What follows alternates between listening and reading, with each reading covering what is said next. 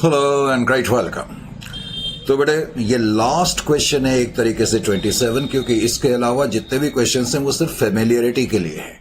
Correct, उनमें से question नहीं पूछे जाएंगे। जैसे मैंने कहा कंसोलिडेटेड पीएनएल है और उसके बाद यूनिफॉर्म पॉलिसी का टॉपिक है। अदरवाइज ये एक तरीके से आपका लास्ट क्वेश्चन है और आपके मॉड्यूल का एक ही क्वेश्चन बचा हुआ है 27। अब उसको हम कर रहे हैं।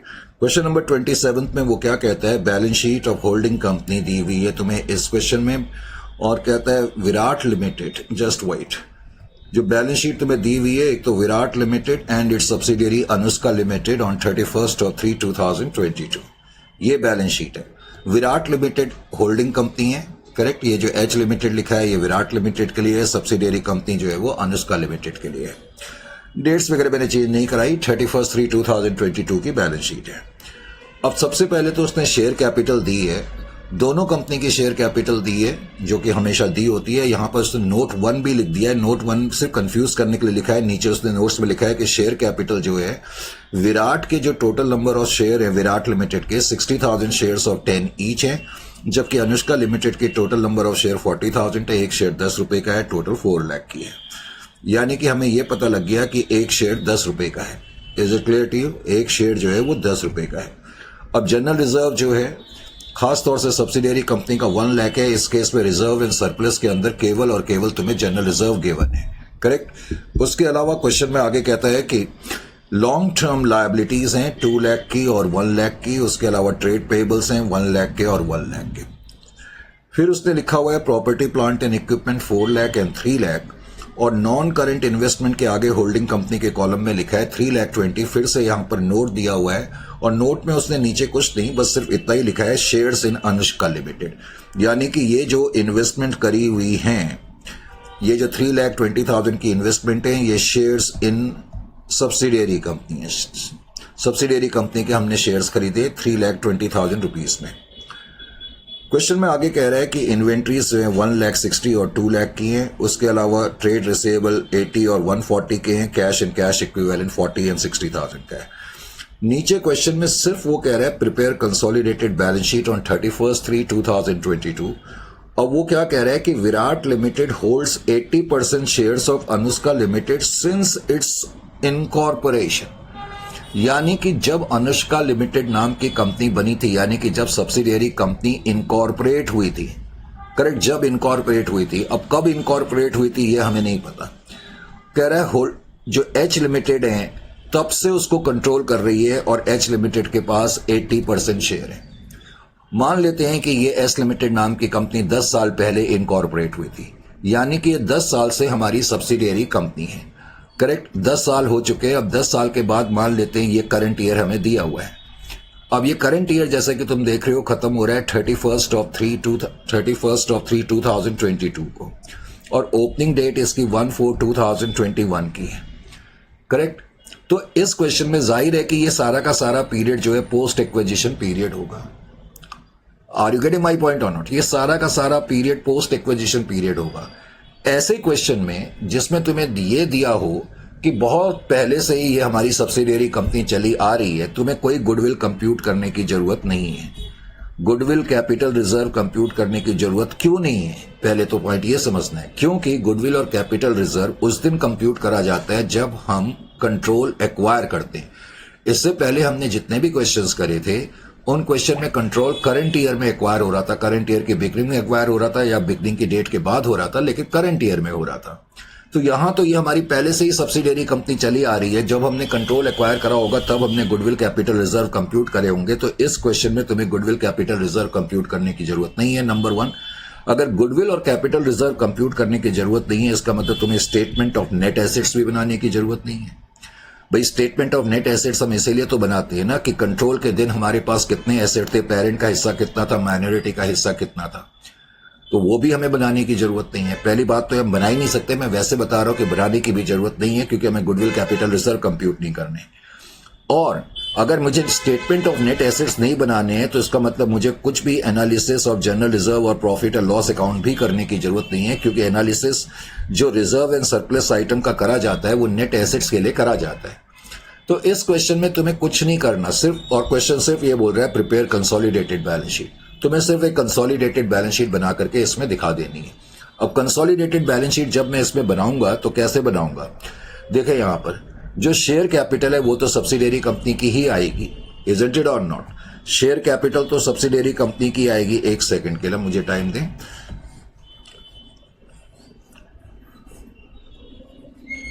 लीजिए जी, अब जो शेयर कैपिटल मैं ये बता रहा था ये तो सब्सिडियरी कंपनी की आएगी। अब मुझे मान लेते हैं, उसके बाद तुम्हें मालूम है कि हम कंसोलिडेटेड रिजर्व लिखते हैं। जब मैं कंसोलिडेटेड रिजर्व लिखूंगा तो मैं कैसे लिखूंगा, तुम्हें मालूम है कि हम एक तो होल्डिंग कंपनी का लिखते हैं, करेक्ट, और होल्डिंग कंपनी में हम पोस्ट एक्विजिशन ऐड करते हैं। तो सब्सिडियरी कंपनी के जनरल रिजर्व अकाउंट में कितना बैलेंस है, क्लोजिंग बैलेंस 1 लाख है। और मैं बोल चुका हूं कि ये सारा का सारा जो बैलेंस है जनरल रिजर्व में, यानी कि ये क्लोजिंग बैलेंस क्या बता रहा है, 1 लाख रुपीस, 1 लाख का बैलेंस है जनरल रिजर्व में। और कंट्रोल तो हमने करंट ईयर में करा ही नहीं है ना, कंट्रोल तो हमने क्या बोलते हैं आज से 9-10 साल पहले करा हुआ है। तो इसका मतलब सब्सिडियरी कंपनी ने इस साल ये 1 लाख रुपीस जो जनरल रिजर्व में कमाया होगा, ये सारा पोस्ट एक्विजिशन है। तो इस पोस्ट एक्विजिशन में होल्डिंग कंपनी का शेयर कितना होगा और माइनॉरिटी का कितना होगा। होल्डिंग कंपनी का शेयर 80% होगा, माइनॉरिटी का शेयर 20% होगा, क्योंकि 80% कंट्रोल हमारा है। तो जनरल रिजर्व का मैं 80,000 रुपीज इसमें ऐड कर दूंगा, post acquisition share, that's all. इसी तरीके से फिर जो ये लॉन्ग टर्म बोरोइंग्स है ये हम मिला करके लिख देंगे, बस ऐड करके ट्रेड पेबल ऐड कर करके लिख देंगे। अब मुझे लायबिलिटी साइड में माइनॉरिटी इंटरेस्ट लिखना है। तो माइनॉरिटी इंटरेस्ट लिखने के लिए हम ये देखेंगे सब्सिडियरी कंपनी की टोटल शेयर कैपिटल कितनी है, भाई 4 लाख है। अब 4 लाख में हमारा हिस्सा तो ठीक है, अब माइनॉरिटी का हिस्सा कितना होगा, माइनॉरिटी का हिस्सा 20% होगा, यानी कि 80,000 होगा। और जो जनरल रिजर्व इस साल कमाया गया 1 लाख, उसमें 20% यानी कि 20,000 इनका हिस्सा होगा। तो माइनॉरिटी इंटरेस्ट आपका 1 लाख रुपीस का आ जाएगा। Is it clear to you? Minority interest जब आप लिखेंगे तो 1 लाख रुपीस लिखेंगे। कैसे लिखेंगे मैंने भैया अभी आपको बताया। उसके अलावा बाकी इसमें तुमने मिला करके लिख देना है। इन्वेस्टमेंट हम लिखते नहीं है, इन्वेंट्रीज मिला करके लिख देंगे, ये मिला करके लिख देंगे, कैश एंड कैश इक्विवेलेंट मिला करके लिख दिया जाएगा, करेक्ट। बीच में थोड़ा इंटरनेट लैग हो गया था इसलिए मैं थोड़ी देर के लिए रुका। तो 40 + 60,000 इस तरीके से हमने इसको करना है। ये बात समझ में आ गई आप लोगों के? तो एक बहुत ही इजी और आसान सा क्वेश्चन है, लेकिन फिर भी इसको प्रॉपर तरीके से अगर आप कहते हो तो मैं आपको ड्रॉ करके दिखा देता हूं। लीजिए जी 27। तो 27 क्वेश्चन में सिर्फ हमें कंसोलिडेटेड बैलेंस शीट बनानी है। तो 27 क्वेश्चन मैंने ये करा, क्वेश्चन नंबर 27। अब क्वेश्चन नंबर 27 में consolidated balance sheet, consolidated balance sheet जब बनाएंगे इसमें सिर्फ कंसोलिडेटेड बैलेंस शीट बनानी है तुम्हें, क्योंकि और कुछ करने के लिए इस क्वेश्चन में है ही नहीं। तो इक्विटी एंड लायबिलिटी में सबसे पहले तो हम क्या लिखेंगे, इक्विटी एंड लायबिलिटी में 1 शेयर होल्डर्स फंड हम लिखते हैं। शेयर होल्डर फंड के अंदर भी सबसे पहले हम क्या लिखते हैं, शेयर कैपिटल।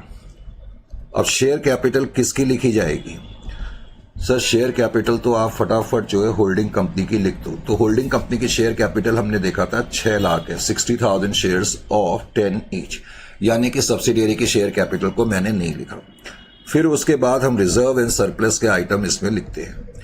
अब रिजर्व एंड सरप्लस के आइटम जब हम लिखेंगे, जैसा कि मैंने अभी तुमको बताया, तो इस केस में रिजर्व एंड सरप्लस के अंदर सिर्फ जनरल रिजर्व गिवन है।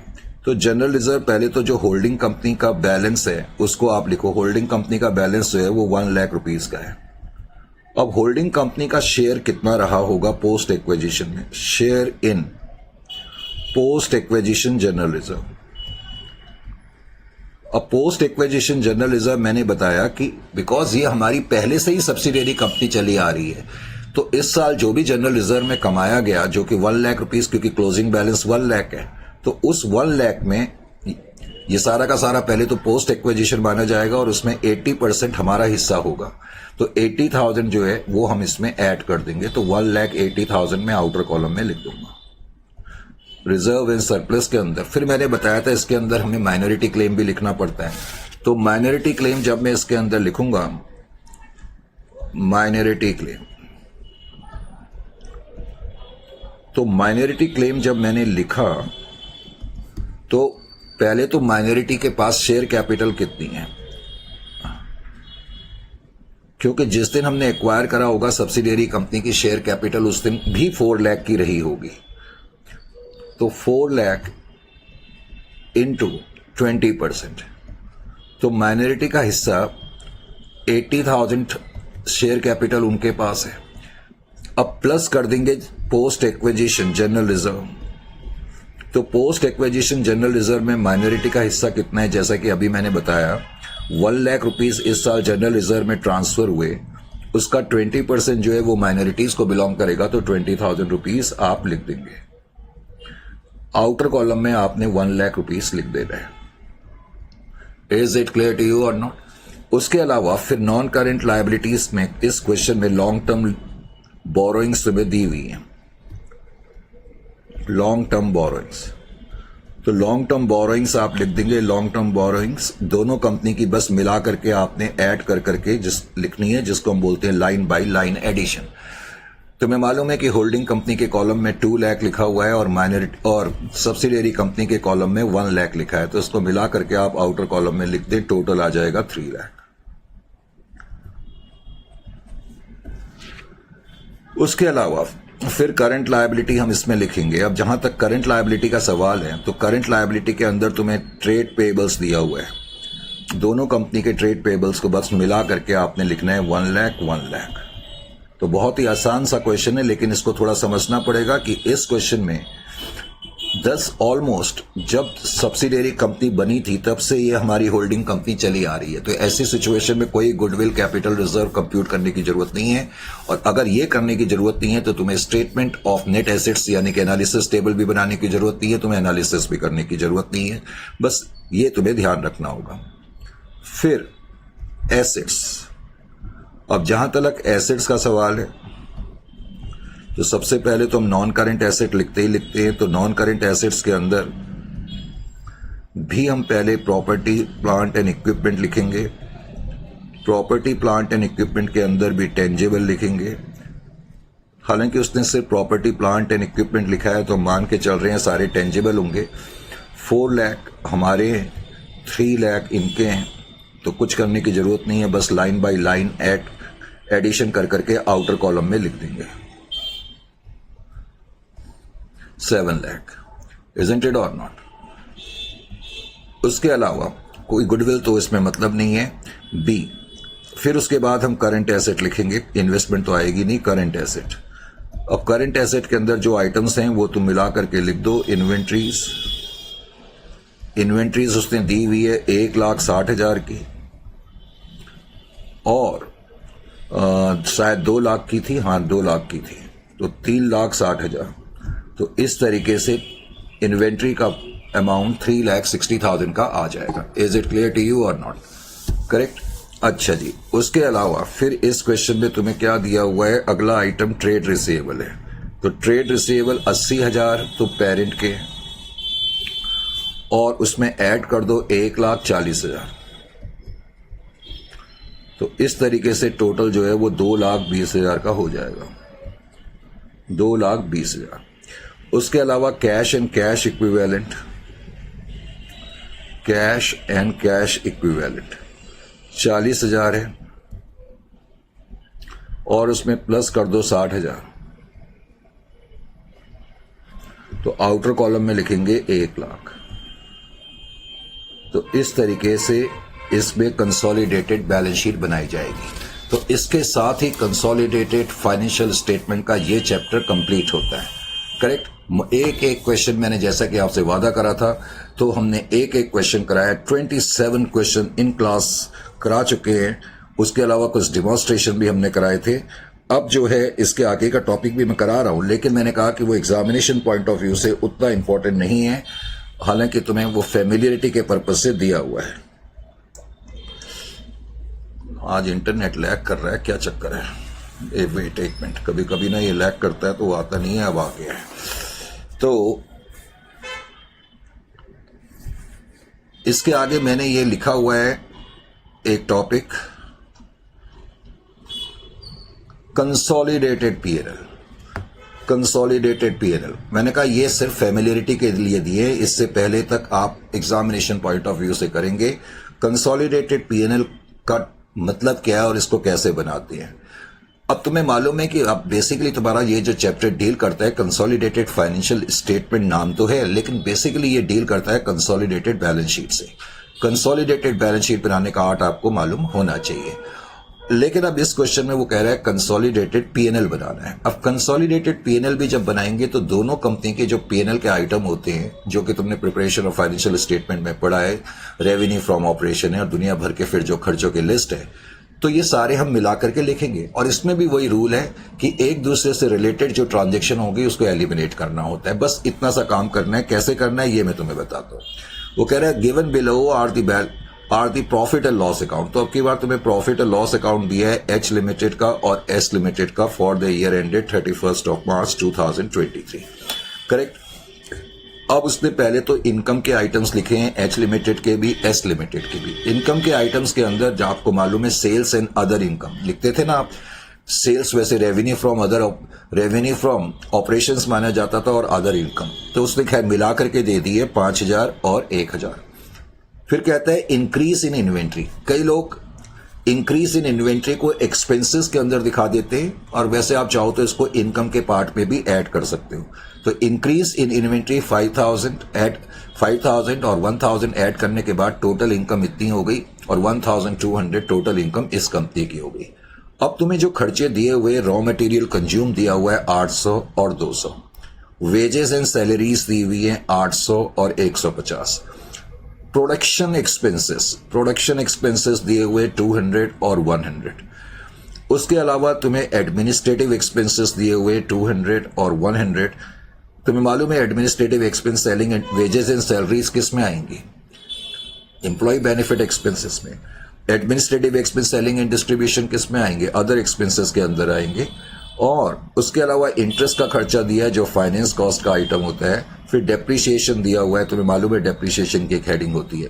ये खर्चे माइनस करने के बाद, करेक्ट, ये खर्चों का टोटल दिया है और तुम्हें टैक्स एक्सपेंसेस दिए हैं। कुछ प्रॉब्लम नहीं है, सब हमने मिला करके ही लिखना है, बस हमें कुछ चीजों का मालूम होना चाहिए। उन कुछ चीजों में जो मालूम होना चाहिए वो क्या मालूम होना चाहिए? वो कह रहा है एच लिमिटेड ने गुड्स सोल्ड करे एस लिमिटेड को 120 लाख के eight cost plus 20%। H limited ने, वो कह रहा है एस लिमिटेड को सामान बेचा। देखो एच लिमिटेड ने एस लिमिटेड को सामान बेचा है। Is it clear to you? Indirectly देखो एच ने तो सेल करा है, इसका मतलब एस लिमिटेड ने परचेज करा है। एक ही बात है, इसने परचेज करा है एस लिमिटेड ने। अब वो कह रहे हैं H limited sold goods to S limited at 120 lakhs at cost plus 20%। यानी कि एच लिमिटेड ने सामान तो इनको बेचा था 120 लाख का, 120 लाख का सामान बेचा था। Correct, number 1। या हम यूं कहें कि एस लिमिटेड ने 120 लाख का सामान परचेज करा था। करेक्ट। अब वो कह रहा है ये जो सामान बेचा गया था इस पे प्रॉफिट कमाया गया कॉस्ट प्लस 20%, यानी कि इसके अंदर जो मार्जिन हो जाएगा, मार्जिन, अगर आप मार्जिन कंप्यूट करेंगे इसके अंदर मार्जिन कितना हो जाएगा? That is equal to cost plus 20% का मतलब 20 अगर प्रॉफिट है तो सेलिंग प्राइस 120 होगी, क्योंकि कॉस्ट 100 मार्जिन 20, तो selling price is equal to 120, तो मार्जिन 120 हो जाएगा। अब उसने ये भी बताया कि जो इन्वेंट्री ऑफ एस लिमिटेड है include such goods valuing ₹24 lakhs। तो एस लिमिटेड ने जो सामान परचेज करा था उसमें 24 लाख रुपए का सामान अभी बचा हुआ है। इस 24 लाख में पहले तो अनरियलाइज्ड प्रॉफिट कितना है? सर अनरियलाइज्ड प्रॉफिट 1/6 हो जाएगा। तो अनरियलाइज्ड प्रॉफिट 1/6 का मतलब कितना हो जाएगा? That is equal to 4 lakh, 6 4 जा 20, 6 4 जा 24। तो एक तो ये अनरियलाइज्ड प्रॉफिट है। अनरियलाइज्ड प्रॉफिट का ट्रीटमेंट क्या होगा ये मैं अभी तुम्हें थोड़ी देर में बताता हूं। एक तो अनरियलाइज्ड प्रॉफिट का इसमें मुझे ट्रीटमेंट करना पड़ेगा। दूसरा, जो इन्होंने ये जो सामान एच लिमिटेड ने एस लिमिटेड को बेचा है, तो बाद में जब मैं रॉ मटेरियल कंज्यूम्ड करूंगा, तो रॉ मटेरियल कंज्यूम्ड कंप्यूट करूंगा, जो पहला आइटम होता है, आपने स्टेटमेंट ऑफ फाइनेंशियल स्टेटमेंट करी है एक्सपेंसेस के अंदर, तो रॉ मटेरियल कंज्यूम्ड हम कैसे करेंगे? देखो यहां पर ये 800 और 200 पहले तो हम ऐड करके लिख देंगे। यानी कि रॉ मटेरियल कंज्यूम की फिगर क्या आ जाएगी, 800 plus 200 that is equal to 1000, correct.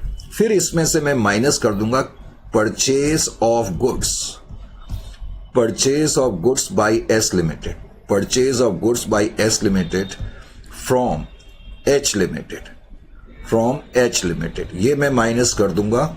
और हमने जो गुड्स परचेज करे हैं, बिकॉज हमने तो परचेज 120 लाख में करे ना, तो मुझे थोड़ी परचेज करने वाली कंपनी तो जितने पे सामान खरीदेगी वो तो यही सोचेगी उसकी कॉस्ट इतनी है, तो 120 लाख में इसमें से एक तो माइनस करूंगा, 300 lakh. Is it clear to you? ये 300 लैक्स आ जाएगा। उसके अलावा फिर आप क्या करेंगे, ये 300 लैक्स आपके पास आ गया, तो ये सॉरी 300 कैसे आ जाएगा, 1000 में से ये मैं माइनस करूंगा तो ये आ जाएगा आपका 880 आ जाएगा। अभी तक की जो पोजीशन है 1000 माइनस 120।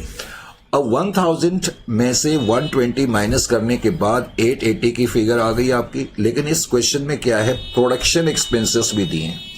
अगर कभी क्वेश्चन में प्रोडक्शन एक्सपेंसेस दिए हों, प्रोडक्शन एक्सपेंसेस का मतलब डायरेक्ट एक्सपेंस होता है, करेक्ट, डायरेक्ट एक्सपेंस। और डायरेक्ट एक्सपेंस हमेशा रॉ मटेरियल कंज्यूम की कैलकुलेशन में यूज होंगे। तो डायरेक्ट एक्सपेंस जो क्वेश्चन में दिए हैं दोनों कंपनी के 200 प्लस 100, तो 300 वो भी तुम इसमें ऐड कर करके लिखोगे और रॉ मटेरियल कंज्यूम की फिगर 1180 आउटर कॉलम में लिखी जाएगी। अब बारी आती है चेंजेस इन इन्वेंट्रीज की। चेंजेस, क्योंकि अनरियलाइज प्रॉफिट का ट्रीटमेंट मैंने अभी बताया नहीं, तो एक अनरियलाइज प्रॉफिट का भी ट्रीटमेंट करना पड़ेगा। अनरियलाइज प्रॉफिट का ट्रीटमेंट कैसे करेंगे, बाद में जब मैं चेंजेस इन इन्वेंट्री लिखूंगा, changes in inventories, changes in inventories जब हम लिखेंगे तो चेंजेस इन इन्वेंट्रीज, क्योंकि इस क्वेश्चन में ऑलरेडी तुम्हें दिया हुआ है changes in inventory, unless and until otherwise stated, changes in inventories का मतलब ही है कि क्लोजिंग स्टॉक ओपनिंग स्टॉक से ज्यादा है। तो 100 plus 200 that is equal to 1200। तो 1200 पहले तो टोटल कर देना इन्वेंट्री।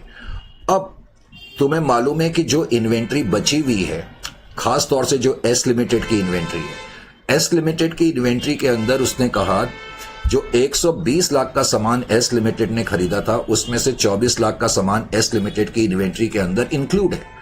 यानी कि जो एस लिमिटेड की इन्वेंट्री 200 की दी हुई है उसके अंदर 24 लाख की एक ऐसी इन्वेंट्री है जिसके अंदर अनरियलाइज प्रॉफिट है, यानी कि ये सेलिंग प्राइस पर है। तो इसको कॉस्ट पे लाने के लिए मैं इसमें से अनरियलाइज प्रॉफिट माइनस करूंगा, तो वो हम 200 में से माइनस ना कर करके सीधा 1200 में से माइनस कर देते हैं। तो unrealised profit changes in inventories का जो टोटल आएगा उसमें से 4 लाख रुपए आप माइनस कर देना, आउटर कॉलम में 1196 की फिगर आप दिखाएंगे। Is it clear to you? उसके अलावा इस क्वेश्चन में फिर क्या कह रहा है, administrative expense of S limited include 5 lakhs paid to H limited as consultancy fee. अभी मैंने पहले इसी लाइन को पढ़ा। देखो इस क्वेश्चन में बाद में जब मैं एडमिनिस्ट्रेटिव एक्सपेंसेस लिखूंगा, एडमिनिस्ट्रेटिव एक्सपेंसेस, तुम्हें मालूम है कि एक्सपेंसेस के कॉलम में एक तो मैंने बताया कि हम रॉ मटेरियल कंज्यूम की फिगर लिखेंगे। ये रॉ मटेरियल कंज्यूम के बारे में मैंने तुम्हें बताया। रॉ मटेरियल कंज्यूम के अलावा हम चेंजेस इन इन्वेंट्री एक्सपेंसेस के अंदर भी लिख सकते हैं, सेल्स में ऐड कर करके भी लिख सकते हैं। चलो हम एक्सपेंसेस के अंदर लिख देंगे, ये चेंजेस इन इन्वेंट्रीज लिखेंगे। उसके बाद हम एम्प्लॉय बेनिफिट एक्सपेंस लिखते हैं, तो एम्प्लॉय बेनिफिट एक्सपेंस तो आप इस केस में वेजेस एंड सैलरीज हैं, वो सिर्फ मिला करके आप लिख देंगे। प्रोडक्शन एक्सपेंस मैंने बताया ऑलरेडी हमने यूज कर लिया रॉ मटेरियल कंज्यूम के साथ। अब एडमिनिस्ट्रेटिव एक्सपेंस 200 प्लस 100 के तुम्हें दिए हुए हैं। तो एडमिनिस्ट्रेटिव एक्सपेंस जब तुम बाद में अपना कंसोलिडेटेड पीएनएल बनाओगे, जिसके अंदर कंसोलिडेटेड पीएनएल का मतलब statement of profit and loss account बनाओगे, तो पहले तो इन दोनों के आइटम को तुम ऐड कर करके लिख दोगे। तो एडमिनिस्ट्रेटिव एक्सपेंसेस का जो टोटल है 200 प्लस 100, जैसा कि मैंने बताया, पहले तो ये लिख दोगे। अब वो क्या कह रहा है इस क्वेश्चन में, एडमिनिस्ट्रेटिव एक्सपेंस जो है वो 5 लाख के हैं paid to H limited as consultancy fee. Just give me 1 second of time. Hello, चलो ठीक है, ओके ठीक, हाँ हाँ, कोई बात नहीं, ठीक।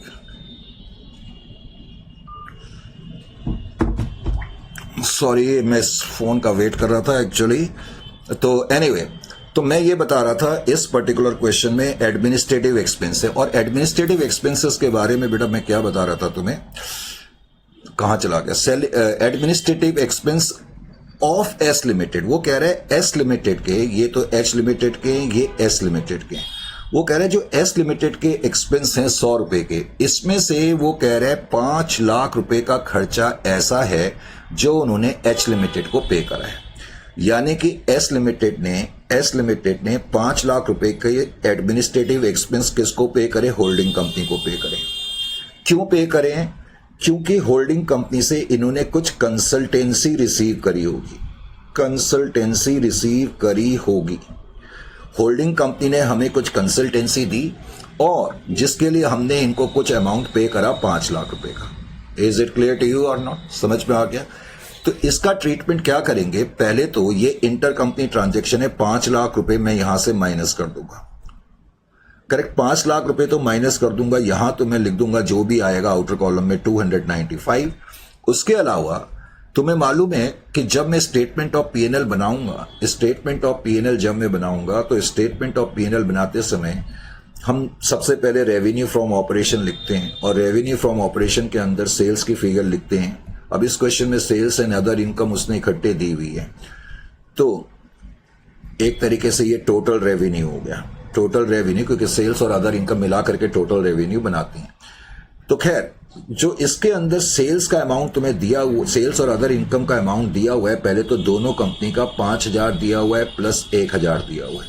इतना ही दिया हुआ था ना, मैं एक बार चेक कर लेता हूं।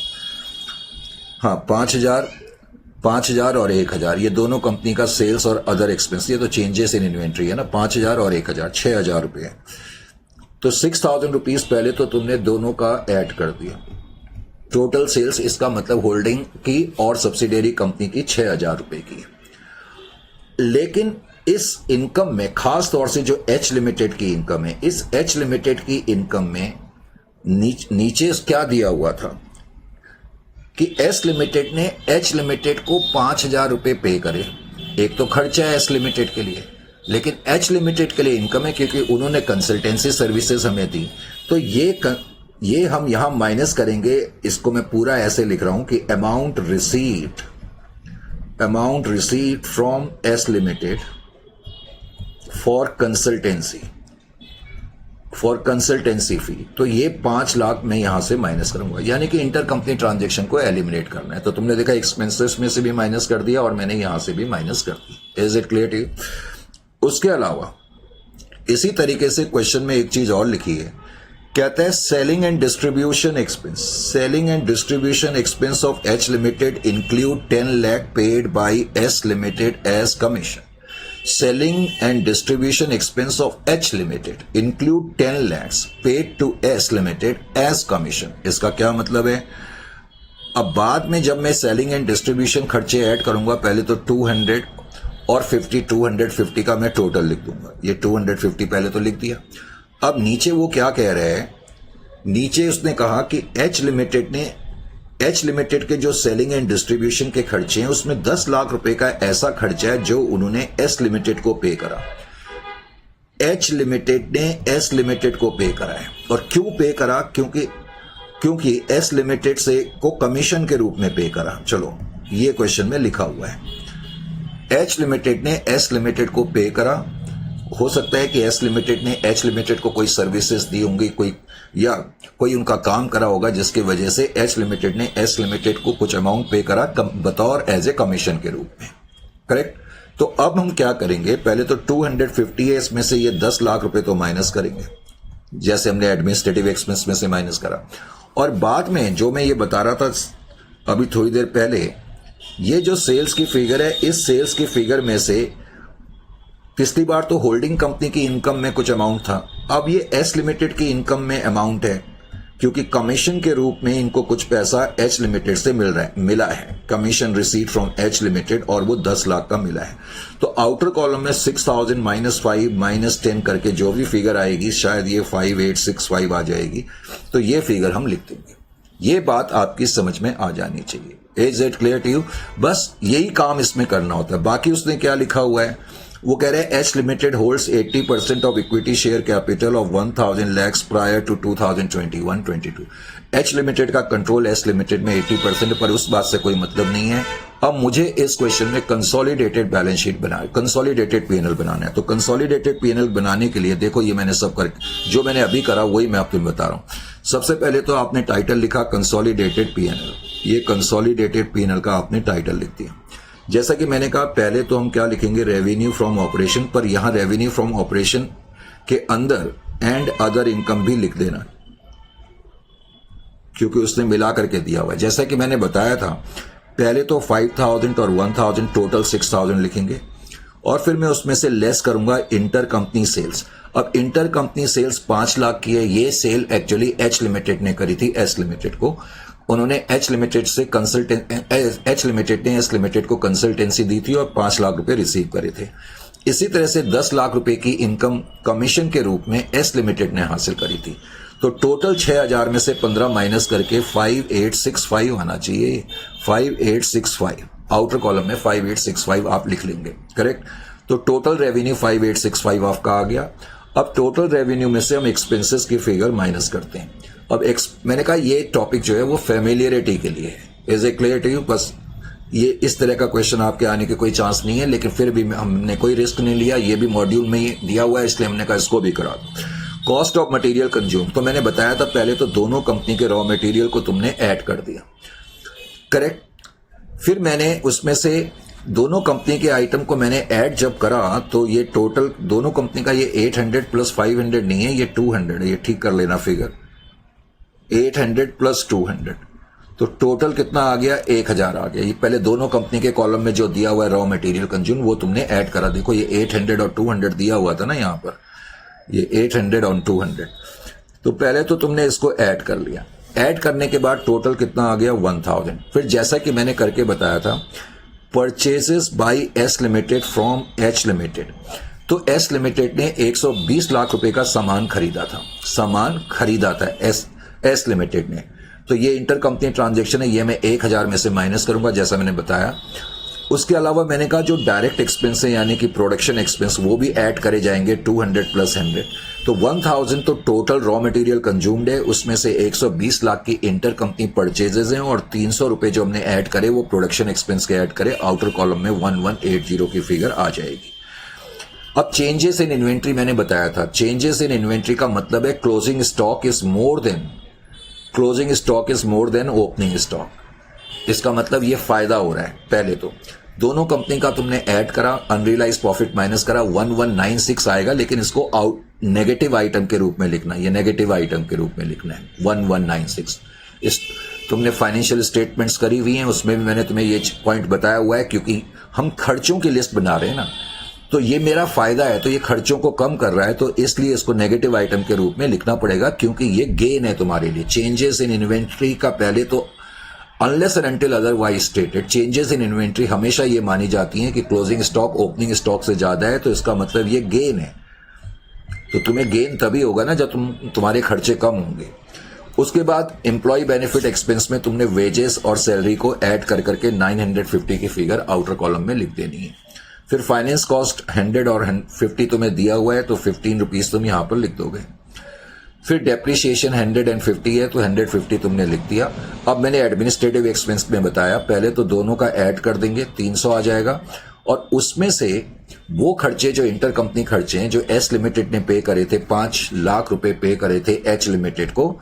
क्यों पे करे थे? क्योंकि एस लिमिटेड को कुछ कंसल्टेंसी दी थी एच लिमिटेड ने, तो 295 ये आ जाएगा। इसी तरह सेलिंग एंड डिस्ट्रीब्यूशन एक्सपेंस में पहले तुम ऐड कर दोगे 200 प्लस 50, और कमीशन जो पे करा है, अब की बार जो पे करा है वो होल्डिंग कंपनी ने पे करा है एस लिमिटेड को 240।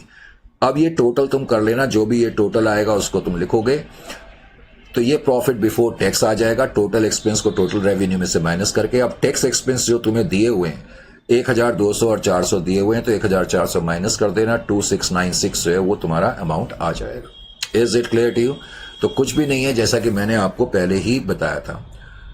उसके बाद ये छोटा सा एक टॉपिक, मैंने कहा ये सब फेमिलियरिटी के लिए है। अब ये preparation of consolidated cash flow statement, ये तुम्हें सिर्फ बताया गया है, तुम्हें इसमें कुछ नहीं करना, ये सिर्फ बताने के लिए एक फेमिलियरिटी कि आप पढ़ रहे हैं तो आपको ये पता लगे। क्योंकि कंसोलिडेटेड फाइनेंशियल स्टेटमेंट जब वर्ड यूज होता है तो फाइनेंशियल स्टेटमेंट के अंदर आपको मालूम है इस statement of profit and loss account भी आता है, बैलेंस शीट भी आती है और of course cash flow statement भी आती है। तो तुम्हें सिर्फ ये बताया गया कि दोनों कंपनी जब कैश फ्लो स्टेटमेंट बनाएंगी तो कैसे बनाएंगी, बड़ा सिंपल सा काम है, इसमें कोई भी प्रॉब्लमेटिक बात ही नहीं है, करेक्ट। तो जब कैश फ्लो स्टेटमेंट बनाई जाती है तो तुम्हें उसका एक आइडिया दिया हुआ है कि दोनों कंपनी की अगर कैश फ्लो स्टेटमेंट दी हो, जैसे बी कंपनी की दी है, एक ए कंपनी है होल्डिंग, एक बी कंपनी है, तो आपने सिर्फ ये मिला करके लिख देने आइटम को, ऐसी changes in profit and loss account सिर्फ मिला करके लिख देने। डिविडेंड पेड केवल एक ही कंपनी का दिया है तो आप कैश फ्लो स्टेटमेंट में सिर्फ मिला करके लिख देंगे। टैक्स प्रोविजन है मिला करके लिख देंगे, डेप्रिसिएशन है मिला करके आपने लिख दिया। इसी तरह इंटरेस्ट है तो इंटरेस्ट इसका एक्चुअली इसका नेगेटिव है, इसका पॉजिटिव है, इसलिए कंसोलिडेटेड कैश फ्लो स्टेटमेंट के अंदर ये जीरो फिगर आ जाएगी। फिर इसी तरीके से 500 और 190 दिया है तो मिला करके आप लिख देंगे। फिर टैक्स की पेमेंट है 200, ये नेगेटिव पेमेंट है तो नेगेटिव आपने करा, तो उसके बाद 480 आ गया, 300, 180, ये नेट अमाउंट्स ऐड करने के बाद है। फिर वर्किंग कैपिटल एडजस्टमेंट इनकी नेगेटिव 130 है, इनकी 120 है, तो यहां पर आप सीधा बस आपने ऐड कर करके लिख देना है। आपको ये सिर्फ इसमें ये बताया गया है कि अगर दोनों कंपनी की कैश फ्लो स्टेटमेंट दी हो तो आपने आइटम की line by line addition add कर करके उसको आउटर कॉलम में लिख देना है, बाकी कुछ नहीं। ये सिर्फ फेमिलियरिटी के लिए टॉपिक दिया हुआ है, जैसा कि मैंने बताया, इसका तुम्हारा कोई यूज नहीं है, ये सिर्फ तुम देख सकते हो, ये सिर्फ तुम्हारे देखने के लिए। फेमिलियरिटी का मतलब है you should have an idea कि प्रैक्टिकल लाइफ में कंसोलिडेटेड फाइनेंशियल स्टेटमेंट भी बनती हैं, तो जितने भी उनके आइटम है, इन्वेस्टिंग एक्टिविटी के आइटम हो, चाहे फाइनेंसिंग एक्टिविटी के आइटम हो, चाहे ऑपरेशनल एक्टिविटी के आइटम हो, उन सबको ऐड कर करके लाइन बाय लाइन ऐड कर करके कंसोलिडेटेड, बेसिकली ये जो लास्ट कॉलम है ये कंसोलिडेटेड कैश फ्लो का है। तो ये इसमें से समझाया गया, इसमें कुछ खास पॉइंट नहीं है। लेकिन एक टॉपिक है यूनिफॉर्म पॉलिसी। यूनिफॉर्म पॉलिसी का बेसिकली मतलब क्या होता है, पहले तो मैं ये पॉइंट क्लियर कर दूं। यूनिफॉर्म पॉलिसी का मतलब क्या है, पहले तुम्हें ये मालूम होना चाहिए। पहले तो कह रहा है following is the summarised balance sheet of B limited as at 31 of, ये 12 कर लेना, मेरे ख्याल से ये डेट 31 ऑफ 12 2021 की है, ठीक है, ये डेट ठीक कर लेना, 31 ऑफ 12 21। यूनिफॉर्म पॉलिसी का मतलब क्या है, देखो कंसोलिडेटेड फाइनेंशियल स्टेटमेंट जब होल्डिंग कंपनी और उसकी सब्सिडियरी बनाएंगी तो तुम्हें मालूम है, अब हमने बहुत सारे अब क्वेश्चन कर लिए, जब हम कंसोलिडेटेड बैलेंस शीट बनाते हैं तो उनके आइटम्स वगैरह ऐड करते हैं। लेकिन लॉ ये कहता है कि जब कंसोलिडेटेड बैलेंस शीट बनाई जाए तो दोनों कंपनी की जो पॉलिसीज हैं वो यूनिफॉर्म होनी चाहिए। यूनिफॉर्म पॉलिसी, अब मान लो इनकी डेप्रिसिएशन पॉलिसी कुछ और है, इनकी डेप्रिसिएशन पॉलिसी कुछ और है, तो फिर कैसे हम कंसोलिडेटेड फाइनेंशियल स्टेटमेंट बना सकते हैं। तो अनलेस एंड अनटिल इन्होंने अपनी अपनी बैलेंस शीट को यूनिफॉर्म पॉलिसीज के आधार पर तैयार नहीं करा हुआ है तो बेसिकली कंसोलिडेशन करना मुश्किल हो जाता है। तो कंसोलिडेटेड यूनिफॉर्म पॉलिसी का इनडायरेक्टली मतलब यह है कि अगर एच लिमिटेड और एस लिमिटेड उसकी सब्सिडियरी कंसोलिडेटेड बैलेंस शीट बनाना चाहती हैं तो जरूरी है कि दोनों की जो बैलेंस शीट है, फाइनेंशियल स्टेटमेंट जो बैलेंस शीट है दोनों की जो बनी हुई है, वो जहां तक हो सके उसमें यूनिफॉर्म पॉलिसीज होनी चाहिए। अब इस क्वेश्चन में तुम्हें क्या सिखाया गया है, इस क्वेश्चन में ये आपको समझाया गया है या सिखाया गया है कि अगर सब्सिडियरी कंपनी की डिफरेंट अकाउंटिंग पॉलिसीज हैं, होल्डिंग कंपनी की अकाउंटिंग पॉलिसी कुछ और है और सब्सिडियरी कंपनी की अकाउंटिंग पॉलिसी और है, तो जनरली प्रैक्टिकल लाइफ में सब्सिडियरी कंपनी को अपनी पॉलिसी को चेंज करना पड़ेगा और यूनिफॉर्म करना पड़ेगा एच लिमिटेड की पॉलिसी के आधार पर। That mean if subsidiary company is following different accounting policy then they will have to restate their balance sheet. अब मान लो एस लिमिटेड अपनी बैलेंस शीट ऑलरेडी बना चुका है, तो अब इनको क्या करना पड़ेगा, जो इनकी अकाउंटिंग पॉलिसीज थी जो कि एच लिमिटेड से अलग थी, तो आपको या एस लिमिटेड को अपनी बैलेंस शीट को रीस्टेट करना पड़ेगा और वही अकाउंटिंग पॉलिसी अपनानी पड़ेगी जो एच लिमिटेड ने अपनाई है। That mean they will have to bring in their accounting policy in tune with the holding company. And they will have to restate का मतलब है इनको अपनी बैलेंस शीट को दोबारा से तैयार करना पड़ेगा। तो इस क्वेश्चन में तुम्हें यह समझाया गया है कि अगर एस लिमिटेड ने डिफरेंट अकाउंटिंग पॉलिसी अडॉप्ट करी हुई है तो किस तरीके से वो अपनी बैलेंस शीट को रीस्टेट करती है। इसमें कंसोलिडेटेड बैलेंस शीट नहीं बनानी, इसमें तुम्हें यह बताया गया है सिर्फ कि सब्सिडियरी कंपनी अगर डिफरेंट अकाउंटिंग पॉलिसी अडॉप्ट कर रही है तो किस तरीके से वो अपनी बैलेंस शीट को रीस्टेट करेगी। And this is the last topic, और ये भी फेमिलियरिटी के लिए मैंने कहा, इसका वैसे कोई और यूज नहीं है आपके लेवल पे। Is it clear to you और नॉट? तो इसका भी कोई यूज नहीं है, लेकिन ये तुम्हें मालूम होना चाहिए, और खास तौर से ऑब्जेक्टिव टाइप क्वेश्चन के लिए भी तुम्हें मालूम होना चाहिए कि दोनों कंपनी की अकाउंटिंग पॉलिसी जो है वो सेम होनी चाहिए। तो अब सेम होनी चाहिए इस क्वेश्चन में, लेकिन है क्या? Let's have a look. वो कह रहे हैं following is the summarised balance sheet of B limited as at 31/12/2021। अब जो ये सब पहले तो इस क्वेश्चन में जो बी लिमिटेड है वो सब्सिडियरी कंपनी है, सिर्फ उसी की बैलेंस शीट दी हुई है, और बी लिमिटेड की लास्ट ईयर के आइटम भी दिए हैं, करंट ईयर के भी दिए हुए हैं। Is it clear to you? इस क्वेश्चन में पहले तो मेन पॉइंट ये है कि लास्ट ईयर के और करंट ईयर के दिए हुए। अब होने को तो जो लास्ट ईयर के दिए मुझे उससे कोई मतलब नहीं है, क्योंकि कंसोलिडेशन तो करंट ईयर में होगा। तो करंट ईयर के जो इनके आइटम है सब्सिडियरी कंपनी को उनको रीस्टेट करना पड़ेगा। कैसे करेंगे ये तुम्हें देखना है। पहले तो क्वेश्चन में दिया हुआ है कि जो शेयर कैपिटल लास्ट ईयर इतनी थी, करंट ईयर में इतनी है। बेसिकली मुझे करंट ईयर के अमाउंट से ज्यादा मतलब है। रिजर्व इन सरप्लस 7,14,000 का है। करंट लायबिलिटी इन प्रोविजन के अंदर शॉर्ट टर्म बोरोइंग्स हैं बैंक ओवरड्राफ्ट के रूप में 1,70,000 की। फिर ट्रेड पेबल दिए हुए हैं 4,94,000 के। शॉर्ट टर्म प्रोविजन है 4,30,000 का, 4,30,000 का, करेक्ट। उसके अलावा एसेट साइड में करंट ईयर में 3,20,000 लिखा है, और कुछ एक्यूमुलेटेड डेप्रिसिएशन 96,000 का है। तो सिंपल वर्ड्स में प्रॉपर्टी प्लांट एंड इक्विपमेंट 2,24,000 पर नजर आ रही है। Non current investment, subsidiary company ने कहीं इन्वेस्टमेंट करी होंगी, 4 लाख की है। करंट एसेट के अंदर इन्वेंट्री इतनी है। ट्रेड रिसीवेबल के अंदर 8,91,000 सब्सिडियरी कंपनी ने लिखा है। कैश एट बैंक इतना है। और अदर करंट एसेट के अंदर 48,000। एक्चुअली जो ये अदर करंट एसेट है इसके अंदर आप लिख लेना प्रीपेड एक्सपेंसेस। ये बेसिकली प्रीपेड एक्सपेंसेस का अमाउंट है, ये लिखा नहीं हुआ है, आप लिख लेना प्रीपेड एक्सपेंसेस। तो 48,000 की ये इनकी बैलेंस शीट, खास तौर से करंट ईयर की, तुमने अच्छी तरह नोट कर ली। अब नीचे उसने क्या लिखा है, वो कह रहा है also consider the following information, correct. Also consider the following information. ये प्रीपेड एक्सपेंस कुछ नहीं है, ये गलती से यहां प्रिंट हो गया, इसको छोड़ो। अब वो क्या कह रहा है कि B limited is a subsidiary of A limited, ठीक है। कह रहा है both the company follow calendar year as the accounting year, जो कि मैंने तुम्हें बता दिया, दोनों कैलेंडर ईयर फॉलो कर रही हैं। अब यहां उसने इंफॉर्मेशन क्या दी, A limited values inventory on weighted average basis. वो कह रहा है ए लिमिटेड नाम की जो कंपनी है वो इन्वेंट्री को वैल्यू करती है ऑन वेटेड एवरेज बेसिस के हिसाब से। और जो बी लिमिटेड नाम की कंपनी है, while B limited company used FIFO basis, B limited नाम की कंपनी फीफो बेसिस पर यूज करती है। इसका मतलब यहां पर क्या है कि होल्डिंग कंपनी की जो पॉलिसी है वो क्या है, वो तो वेटेड एवरेज पर इन्वेंट्री को वैल्यू कर रहे हैं जो होल्डिंग कंपनी है। अब वो कह रहा है बी लिमिटेड नाम की जो कंपनी है वो इन्वेंट्री को वैल्यू कर रही है फीफो के हिसाब से, फर्स्ट इन फर्स्ट आउट के हिसाब से। अब आगे ये भी लिखा है to bring B limited's values in line with those of A limited, its value of inventory is required to be reduced by 12,000 at the end of 2020 and 34,000 at the end of 2021।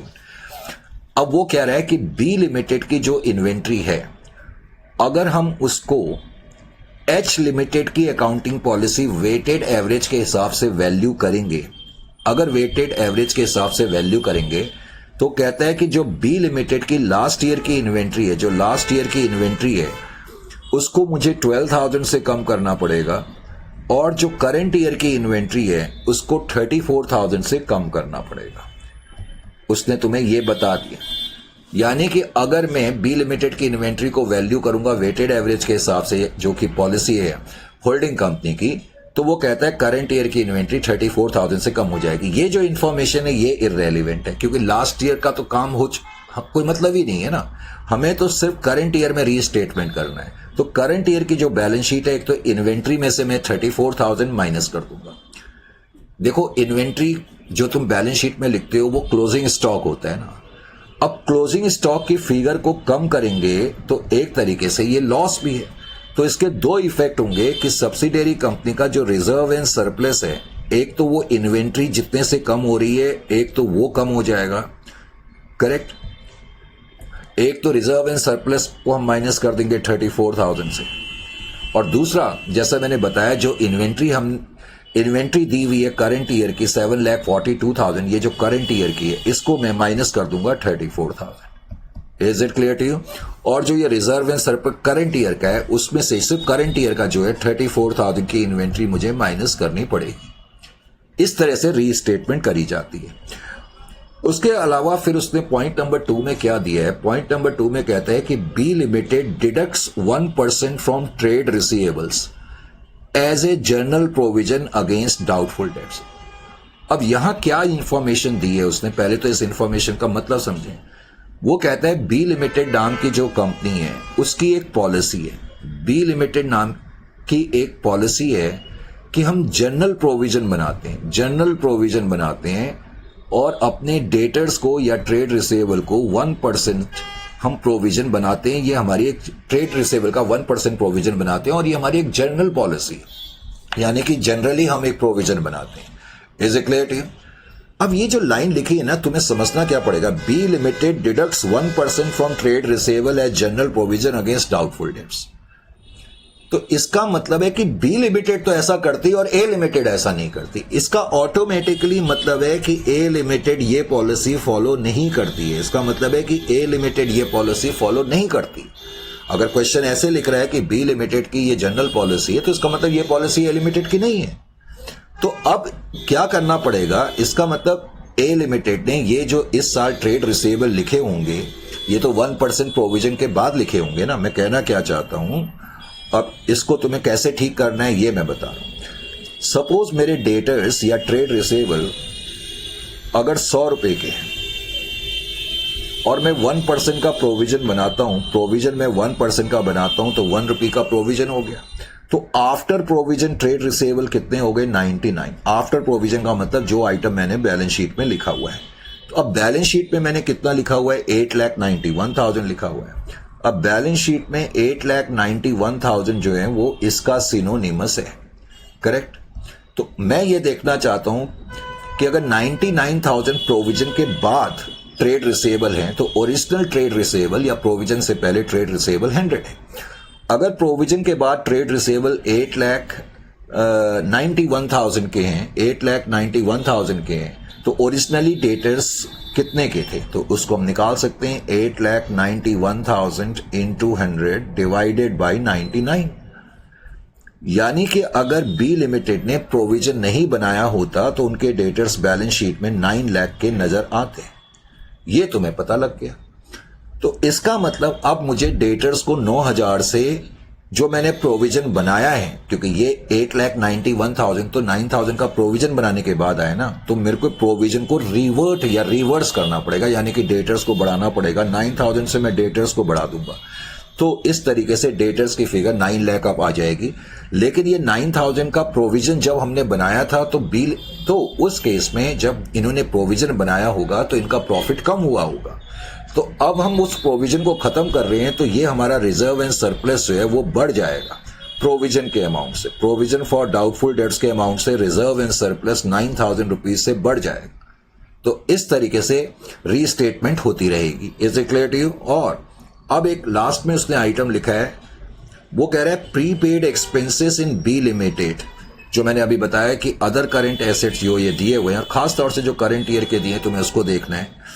वो कह रहा है prepaid expenses in B limited include advertisement expenditure carried forward of 60,000 in 2020 and rupees 30,000 in 2021, being part of initial advertising expenditure of 90,000 in 2020, which is being written off over 3 years.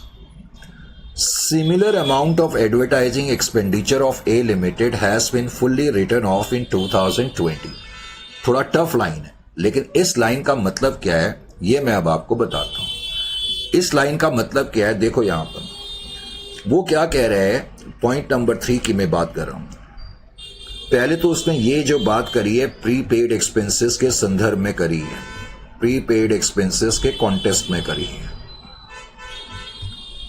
वो कह रहा है कि B limited, ए limited ने और B limited ने, पहले तो वो कह रहा है ईयर 2020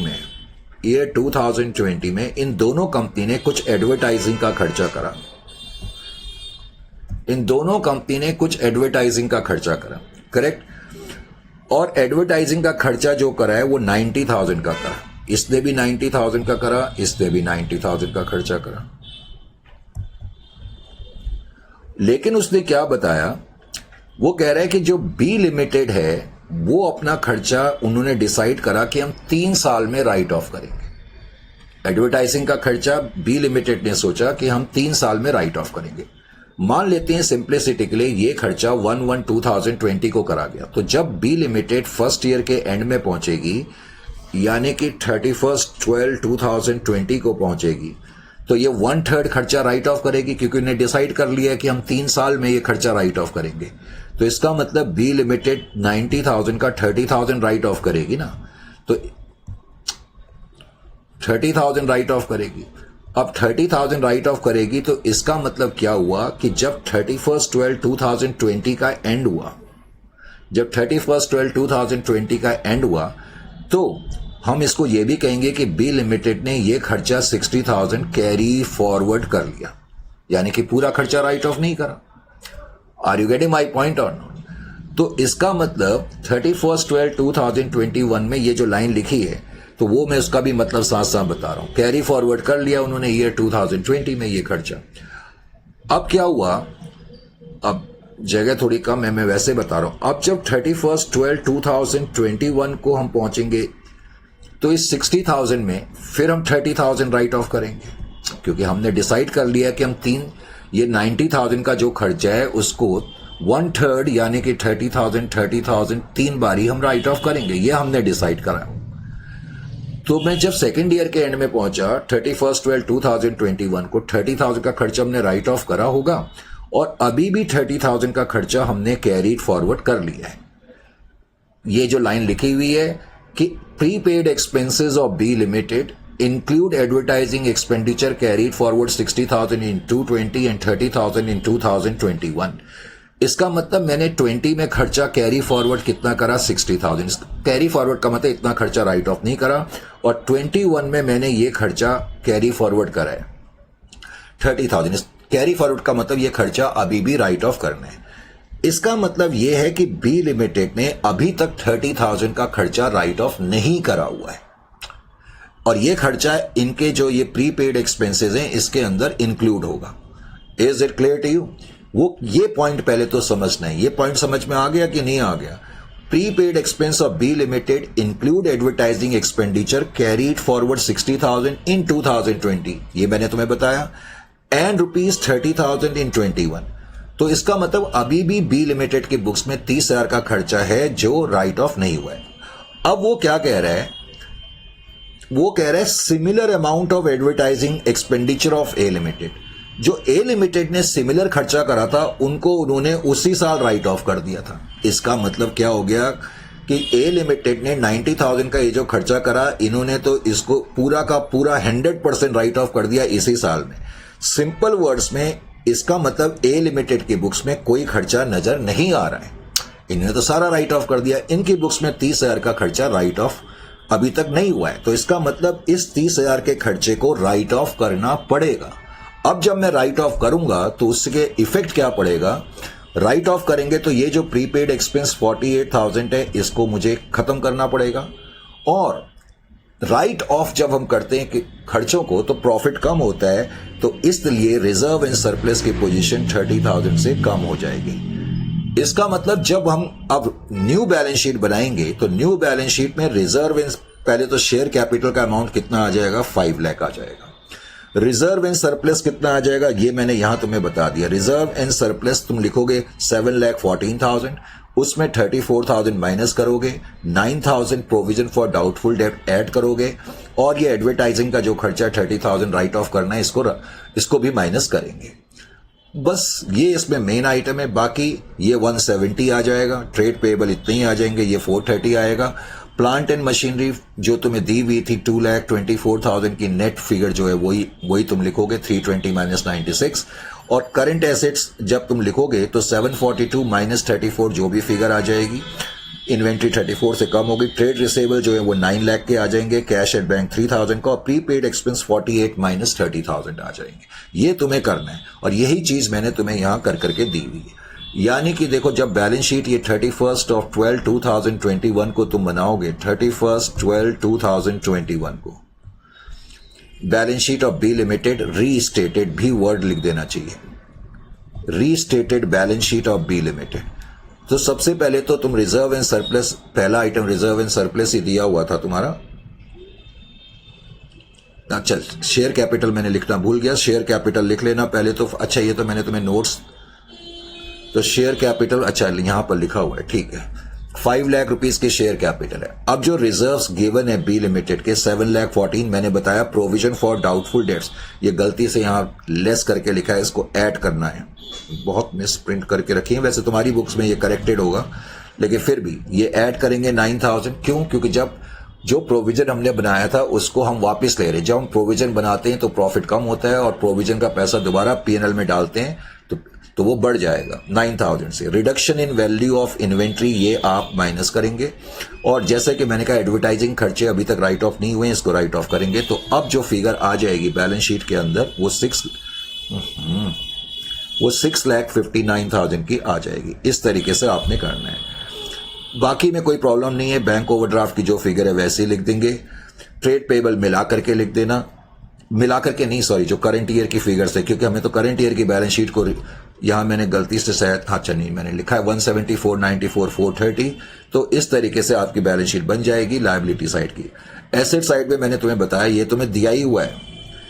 करंट ईयर में 3,20,000 कॉस्ट है property and plant and equipment की, 96 का डेप्रिसिएशन है, तो वो नेट फिगर लिखोगे। इन्वेंट्री 742 की थी, फॉल हो गई 34,000 से, अब 7,08,000 लिखोगे। इन्वेस्टमेंट 4 लाख की है, और ये 8,91,000 ये प्लस करना पड़ेगा, प्लस 9,000 आउटर कॉलम में 9 लाख लिखेंगे। Is it clear to you? Cash equivalent 3,000 लिखेंगे। ये प्रीपेड एक्सपेंस की फिगर भी ठीक करनी पड़ेगी। प्रीपेड एक्सपेंस तुम्हारा आएगा -30,000 जो एडवर्टाइजमेंट खर्चे हैं।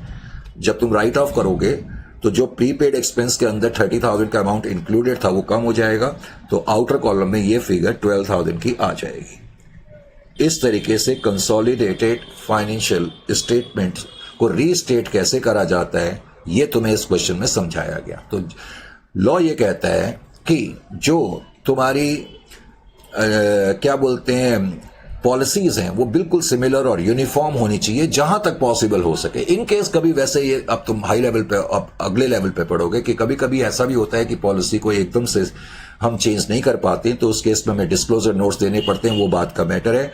तो इस तरीके से इसमें करा जाएगा। उसके अलावा मैंने इसमें कुछ एमसीक्यूज भी रखे हैं, तो ये एमसीक्यूज भी फिर आप करेंगे, ठीक है। तो ये था कंसोलिडेशन। उम्मीद है आपको पसंद आया होगा। अफसोस मुझे ये होता है कि बच्चे उस तरीके से या तो लगता है कि आप लोग अपने फ्रेंड्स वगैरह को बता ही नहीं रहे हो, करेक्ट, और इतनी बेहतरीन और लाजवाब पोटेंट सॉलिड कोचिंग तुम्हें मिल रही है, और उस तरीके से आपके फीडबैक जैसे मैं एक्सपेक्ट करता हूं। देखो जब आप इस तरह से करेंगे तो जो हमारी एसोसिएटेड साइट्स होंगी वो भी ज्यादा से ज्यादा लेक्चर डालने के लिए पब्लिक प्लेटफॉर्म पे प्रेरित होती हैं। तो इसलिए आपका सपोर्ट इस सेंस में हमें चाहिए होता है, ठीक है। फिर आपसे मिलते हैं नेक्स्ट सेशन में। तो ये चैप्टर फिर आपका अब फिनिश अप होता है। Shall meet you in the next session.